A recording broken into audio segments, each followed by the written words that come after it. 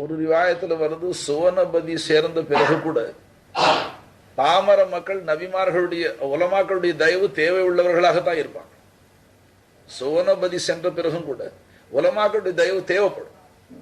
இன்றைக்கு நமக்கு தேவைப்படலைன்னு சொன்னா நமக்கு அல்லாஹு தாலாவுடைய அருளை அடையணுங்கிற அந்த நோக்கம் நாக்கிஸ் ஆயிருக்கு. சொல்ல போனா பாருங்க, இப்ப நாம தொழுகிறோம், எல்லாரும் இப்ப மகரிபு தொழுதுட்டு சந்தோஷமாவும் இருக்கும், நிம்மதியாவும் இருக்கிறோம்.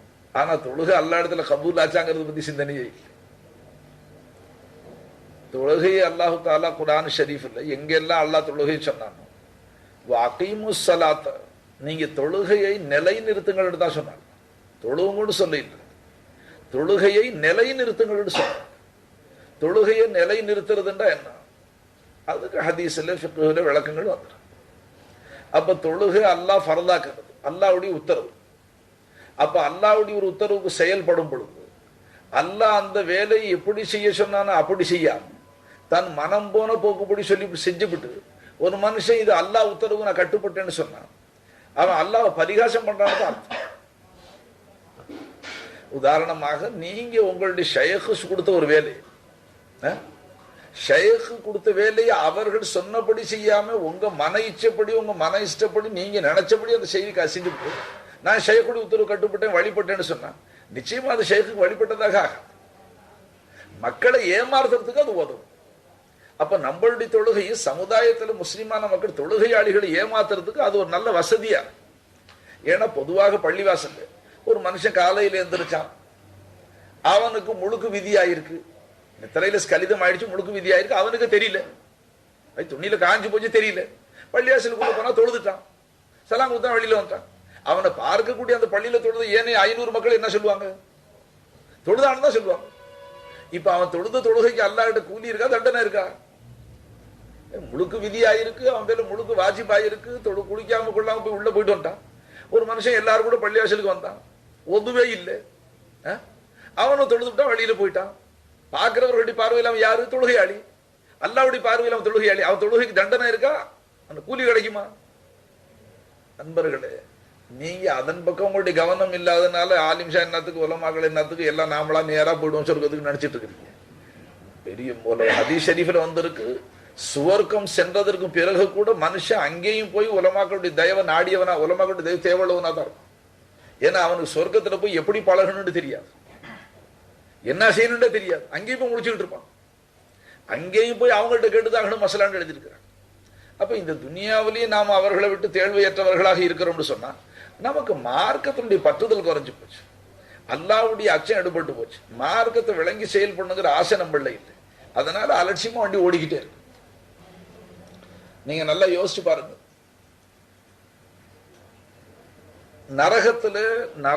நரகத்துல ஒரு கடுமையான பகுதி இருக்கு, அதற்கு வயல் என்று சொல்றது, வயலுங்கிற ஒரு ஓடை இருக்குன்னு சொல்லப்படும்.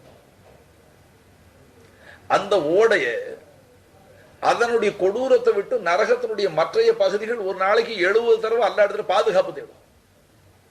நரகத்தினுடைய மற்றைய பகுதிகள் அந்த வயலுங்கிற அந்த கொடிய நரகத்தினுடைய தீங்கை விட்டும் 70 தடவை பாதுகாப்பு தேடும். அப்ப அது எவ்வளவு கொடிய நரகமா இருக்கு, நரகத்தில் கொடிய பகுதியா இருக்கும். அவ்வளவு கொடிய பகுதி யாருக்கு வச்சிருக்கிறான் கேட்ட தொழுகையாளிகளுக்கு. ஃபவைலுல் முஸல்லின், வயல் முஸல்லின்களுக்கு. அது எந்த தொழுகையாளி? அன் ஸலாத்திஹிம் சாஹூன், தொழுகையில மறதியாளர்கள். பள்ளிவாசல நிக்கிறான், தொழுகையில நிக்கிறாங்கிற சிந்தனை மீனவருக்கு. பெஞ்சாதி கிட்ட ஜிம்மாவும் செஞ்சுக்கிறான், தக்பீர் கட்டிக்கிட்டு. பெஞ்சாதி கிட்ட சேர்க்கை நடக்குது, பெஞ்சாதி முத்தமு போட்டாவது தொழுகைக்குள்ளாரே பாக்கி காரணம் திட்டி இதெல்லாம் கல்வு திட்டிக்கிட்டு இருக்கு. சுப்ஹானல்லாஹ் வ பிஹம்திஹி வ தபாரக சுப்ஹானல்லாஹ் ஓதிக்கிட்டே இருக்கிறான். நண்பர்களே, ஒரு மகானுடைய கிதாபு 4 நாளைக்கு முன்ன பார்த்தேன். அவர் எழுதியிருக்கிறாரு, நம்மளுடைய இபாதத்துக்கு கியாம நாளையில் அல்லாஹு தாலா நம்மளை தண்டிக்காம இருந்தப்போ, அவங்க சொன்ன உருது வாசகம் சொல்ல என்ன நாவு கூசு, ஹமாரி இபாதத்துக்கு சிலைமே அல்லாஹ் ஜூத்தி நெய் மாறத்து பஸ் எழுதியிருக்கிறார். நாம இபாதத்துக்கு அல்லாஹ் நம்மளை செருப்பால் அடிக்காம விட்டா போதும்னு எழுதியிருக்கிறார். அல்லாஹ் என்ன செருப்பு எடுத்துட்டு வந்து அடிப்பான்? அவங்க எந்த அளவுக்கு மகான், பெரிய மகான் எழுதியிருக்கிறார். ஏன் அப்படின்னு கேட்டா, நீ என்ன இபாதத்தை செஞ்ச? இபாதத்தை அல்லாஹ் சொன்னபடி எங்க செஞ்ச? இபாதத்து வந்ததே தன்னுடைய நஃப்ஸ குர்பான செய்யறதுக்கு இபாதத்து வந்துருக்கு. இபாதத்து வந்தது மனோ இச்சைப்படி மனுஷன் நடக்காம அல்லாஹ்வுடைய உத்தரவுக்கு கட்டுப்பட்டு காட்டுறதுக்கு தான் இபாதத்து வந்திருக்கு. நீ தொழுகையின் பேராலையும் மனோ இச்சைக்கு தான் கட்டுப்பட்டு, தொழுகையிலே ஓ நஃப்ஸ் சொல்றாப்புல தொழுகுற, அல்லாஹ் சொன்னா பலியும் உன் தொழுகையில, ரசூலுல்லாஹ் சொன்னா பலியும் இல்லை, ஓ ஷைഖ് சொன்னா பலியும் இல்லை, ஷைத்தான் சொன்னபடி தொழுதுகிட்டே இருக்கு, மன நிம்மதியோட சந்தோஷமா இருந்துகிட்டு இருக்கு. நான் தொழுதுட்டேன், நான் தொழுவாதவெல்லாம் அயோக்கியப்பேன், நான் ரொம்ப முத்தகி தொழுதவன். விளங்குச்சுங்களா? அல்லாஹ்வுக்காக வந்து கொஞ்சம் திருத்தி தொழுகையை நிலைநிறுத்துங்கள் என்று சொன்னாங்க. ஒவ்வொரு பள்ளிவாசல்ல போய் பார்த்தா ஒவ்வொருத்தரும் தொழுகிற அமைப்பு. சில பேருடைய கைலி அவனுடைய 2 குதிங்காலுக்கு கீழே மாட்டிக்கிட்டு நிக்குது. கணுக்காலுக்கு கீழே துணி வரக்கூடாது, கரண்ட முடிச்சுக்கு கீழே துணி வரக்கூடாது. சில பேர் ஒது செய்யும்போது பார்த்தா அவன் சீவி இருக்கிற முடியில தண்ணி படாம இந்த புருவத்தோட முகத்தை கழுவுறான், நெத்திய கழுவ மாட்டேங்கிறான். காதுடைய 2 சீசோன வரைக்கும் முகத்தை கழுவ மாட்டேங்கிறான். தண்ணியை மட்டும் நான் இப்படி தடவுறான். அப்புறம் கைக்கு தண்ணி இறக்கும்போது 3 தடவை இப்படி இறக்கிறான், 3 தடவை இப்படி மேல தொடச்சுக்கிறான். இங்க முழங்கை மொழி உள்பட கழுகுறது ஃபர்து, அதை பத்தி திரும்பி கூட பார்க்க மாட்டேங்கிறான். இப்படி தடவி விட்டாச்சும் அது நாளைக்கு அதுவும் இல்லை. கடைசியில கால கழுவும் போது பாத்தீங்கன்னா ஹவுதுல மீன் பிடிக்கிறவன் தண்ணி இறக்கிற மாதிரி இறக்கிறான். செங்குத்தான் நின்றுகிட்டு குடுக்குள்ள கிரு கிரு கிருன்னு தண்ணி இறக்கிறான். பால் கால் கீழையும் நனையிறது இல்லை, கால் பின்னால் குதிங்காலும் நனையிறது இல்லை. அவனும் தொழுகையாளி தான் பேருக்குதான். அன்பர்களே, தொழுகையை நிலைநிறுத்துங்கள் என்று சொன்னா தொழுகையில வெளி ஃபர்து என்ன, உள் ஃபர்து என்ன, வாஜிபு என்ன, தொழுகையில ஒதுவுடைய முறிச்சல் என்ன, ஒது முறிஞ்சு போனா தொழுகை கூடுமா, இந்த சட்டத்திட்டங்கள் எல்லாம் பேணி தொழுகையில சுன்னத்து என்ன, எதுக்காக சஜிதா சவு செய்யணும், எந்த வஸ்துக்கள் தொழுகையை முறிக்கும், எதுவுமே தெரியாது உனக்கு தொழுகையை பத்தி. இந்த நிலையில நீ இபாதத்து செஞ்சு கொண்டு மாறு தட்டி கொண்டு நான் இபாதத்து செஞ்சு விட்டேன்னு நினைச்சிட்டு இருக்கிறோம். ஆசிலக்கெல்லாம் அல்லாஹு தாலா இதற்கெல்லாம் ஒரு கஃபாரா வச்சிருக்கிறான்னா திக்ருல்லா. நம்மளுடைய அலங்கோலமான வணக்கத்துக்கு கியாமத்துல தண்டனை இல்லாம ஒரு விடுதலை இருக்குண்டா, இடைக்காலத்துல செய்யக்கூடிய திக்ரவு கொண்டு அல்லாஹ் காப்பாத்தணும். அல்லாஹ் தாலா கருணை காட்டுனா காட்டும், விளங்கி வந்த திக்ருல்லாஹி அக்பர். அதனால தான் கருணை மிக்க ரப்பு தொழுகைக்கு கூப்பிட்டதே அல்லாஹு தாலா அவனை திக்ரு செய்ய, தொழுகை கூப்பிட்டதே திக்ருக்காக தான். ஆனா நாம தொழுகைக்கு வெளியில போனா அல்லாஹு தாலா என்ன மறந்துடாதீங்க, தொழுகை முடிச்சு நீங்க வெளியில போனா என்ன மறந்துடாதீங்க. ஃபைதா கதைத்துமுஸ் ஸலாத்த ஃபஸ்குருல்லாஹ கியாமம் வ குஊதம் வ அலா ஜுனூபிக்கும். நீங்க தொழுகை முடிச்சுட்டு வெளியில போனா நிலையில இருப்புல படுக்கையில என்ன ஞாபகம் செய்யுங்கன்றப்பா. அந்த ஞாபகமே என்னத்துக்கு? இந்த தொழுகையில நம்ம செஞ்ச அக்கிரமத்துக்கு தண்டனை இல்லாம இருக்கணும். அன்பர்களே, அதை பத்தி நான் நீளமா சொன்னா இப்ப இருக்கிற தொழுகையை நீங்க விட்டுருவீங்க. இது என்ன தொழுதும் கடைசியில தண்டனை இருக்கான், அது தொழுகாம இருந்துட்டு ஒரேடியா போய் சேர்ந்துலாம் நரகத்துக்கிட்டு. அல்லாஹ் தஆலா பாதுகாப்பானாக. தொழுகாதவர்களை விட தொழுகக்கூடிய நீங்க நல்லவர்கள் தான் இல்லைன்னு சொல்ல முடியாது. ஆனாலும் தொழுகக்கூடிய நாம அந்த தொழுகையை அல்லாஹ்வும் ரசூலும் சொன்னபடி தொழுதோமா? அல்லாஹ்வும் ரசூலும் சொன்ன தொழுகை யாரால சொல்ல முடியும்? உலமாக்களால் தான் சொல்ல முடியும். அல்லாஹ்வும் ரசூலும் சொன்ன முறை தொழுகின்ற முறை உலக சங்கமிக்க உலமாக்கள் தான் சொல்லுவாங்க. நீங்க தான் அவர்களை வந்து உதாசீனம் செய்றீங்க. அவங்க தேவை, நமக்கு என்ன தேவை இருக்கு நமக்கு தெரியாதா? ஷாஃபி ஹனஃபி தொழுகை அடவு விக்குது. தொழுகை அடவா எடவா? தொழுகை அடவு. ஷாஃபி ஹனஃபின்னு கம்பெனி கிதாப் விக்குது. ருக்கூல எப்படி குனியணும் அதுவும் படம் போட்டிருக்கு, சஜிதாவில் எப்படி போகணும் அதுவும் படம் போட்டிருக்கு, எல்லா படத்திலையும் வந்துருச்சு இப்போ. அதனால அதுல எழுதியிருக்கு தொழுகை, அதை படிச்சுக்கிட்டு நான் தொழுகை ஆரம்பிச்சுக்கிட்டு எப்படி தொழுகை? ஸல்லல்லாஹு அலைஹி வஸல்லம் சஹாபாக்கள் எப்படி தொழுகணும் யார சொல்ல தொழுச்சுனேன். சல்லு கமா ராய்த்து மூனின்ட்டாங்க. என்ன எப்படி தொழுக பார்க்கிறீர்கள் அப்படி தொழுகும் மாட்டார் சார். விளங்குதுங்களா? என்ன விளங்குச்சு போ. இருலோக ரட்சகர் ஸல்லல்லாஹு அலைஹி வஸல்லம் சலாம் கொடுத்த உடனே ஒவ்வொரு தொழுகைக்கு பிறகு அஸ்தக்ஃபிருல்லாஹ் அஸ்தக்ஃபிருல்லாஹ் அஸ்தக்ஃபிருல்லாஹ் என்று 3 முறை ஓதுவார்கள். தொழுகை ஒரு நல்ல காரியம், தொழுது விட்டு அஸ்தக்ஃபிருல்லாஹ் என்னத்துக்கு? இப்ப இருலோக ரட்சகருடைய தொழுகை யாரால வர்ணிக்க முடியும்? யாரால அது விளக்க முடியும்? அது அல்லாஹ்வுக்கும் அந்த ரசூலுக்கு தான் வெளிச்சம். அப்படிப்பட்ட உன்னத தொழுகையை தொழுத நபி அவர்கள் சலாம் கொடுத்த உடனே அஸ்தக்ஃபிருல்லாஹ் 3 தடவை ஓதுவாங்க. அதனுடைய கருத்து என்ன காரணத்துக்கு ஓதுவாங்கன்னு கேட்டா, யா அல்லாஹ் உன்னுடைய அந்தஸ்துக்கு உன்னை எப்படி வணங்கணுமோ, எப்படி இந்த இபாதத்தை செய்யணுமோ அப்படி என்னால செய்ய முடியலையே, அப்படி நான் செய்ய தவறிட்டேனே. நபி அவர்கள் செஞ்சதுல தவறு இல்லை, நபி அவர்கள் தொழுகை தான் கியாம நாளும் எல்லாம் தொழுகுமா. ஆனா அந்த காதல் மிகுதினால ஸல்லல்லாஹு அலைஹி வஸல்லம் கல்புல என்ன வருமா, அல்லாஹ்வுடைய அந்தஸ்துக்கு தகுந்த தொழுகை தானா, அவனுடைய அந்தஸ்துக்கு தக்கபடி நான் தொழுதேனா, அவங்களுடைய உயர்ந்த அந்தஸ்துக்குள்ள சிந்தனை. என்று அதை நினைச்சு 3 தடவை இஸ்திக்ஃபார் செய்யணும். நாம சலாம் கொடுத்துட்டா தொழுகாதவர்களை பத்தி புறம் பேசுறது ஒண்ணு இருக்கு, அது ஒன்னே போதும். நம்ம தொழுகை என்ன ஆச்சு, கபூல் ஆச்சா இல்லையா, அல்லாஹ் எப்படி ஹதீஸ் ஷரீஃப்ல ஃபலாயில ஸலாத்தில் எழுதியிருக்கிறாங்க.